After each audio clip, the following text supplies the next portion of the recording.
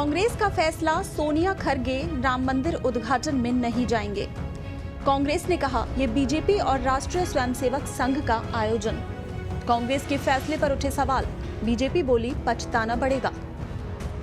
ये बात अब साफ हो गई है कि अयोध्या में 22 जनवरी को होने वाले राम मंदिर के प्राण प्रतिष्ठा कार्यक्रम में सोनिया गांधी, खरगे सहित कांग्रेस का कोई नेता नहीं जाएगा। निमंत्रण पत्र मिलने के बाद से ही ये सवाल बना हुआ था कि कांग्रेस का इस बारे में क्या फैसला होगा। वर्तमान राजनीति, आने वाला समय और 2024 के चुनाव को ध्यान में रखकर आखिरकार कांग्रेस ने राम मंदिर के लिए निमंत्रण ठुकराने का जोखिम उठा ही लिया। लेकिन कई सवालों का जवाब देना उसके लिए मुश्किल होगा। साथ ही ये समझना भी जरूरी है कि आखिर कांग्रेस ने ये फैसला क्यों लिया है। सॉफ्ट हिंदुत्व, इसे लेकर कांग्रेस के भीतर और बाहर चर्चा काफी समय से है। राहुल गांधी, प्रियंका गांधी की ओर से इस दिशा में कोशिश भी हुई। चुनाव के वक्त मंदिर में इन दोनों नेताओं के जाने की जब भी तस्वीरें आती, उन पर बीजेपी सवाल उठाती रही। अभी हाल ही में बीते विधानसभा चुनाव में भी कमलनाथ से लेकर भूपेश बघेल तक सॉफ्ट हिंदुत्व की राह पर चले, लेकिन मतदाताओं ने बुरी तरह से ठुकरा दिया। एक ओर कांग्रेस के साथी दल बिहार में बाबा बागेश्वर के कार्यक्रम का विरोध कर रहे थे, तो दूसरी ओर मध्य प्रदेश में कमलनाथ बागेश्वर धाम की शरण में पहुंचे। मध्य प्रदेश चुनाव से कुछ महीने पहले ही सॉफ्ट हिंदुत्व की राह पर पूर्व सीएम कमलनाथ काफी तेजी के साथ आगे बढ़े। उसके बाद कथावाचकों ने काफी कथाएं भी करी। इन कथाओं में भीड़ तो नजर आई, लेकिन कोई वोट नहीं मिल सका।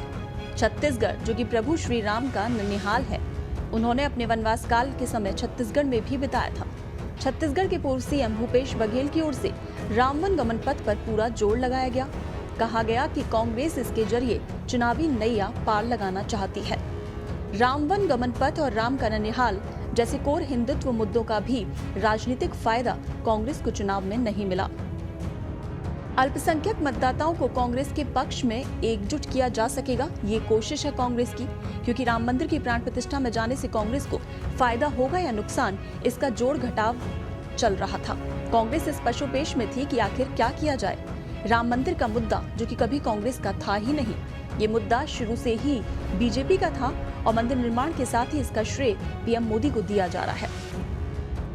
कांग्रेस में केरल की सहयोगी IUML ने कांग्रेस के समारोह में जाने का विरोध किया था, तो वहीं पार्टी के नेताओं की ओर से बयान सामने आया कि मंदिर राजनीतिक मंच नहीं है और अयोध्या के कार्यक्रम को बीजेपी ने राजनीतिक आयोजन बना दिया है और एक राजनीतिक आयोजन में न जाने से हिंदू विरोधी नहीं बन जाएंगे।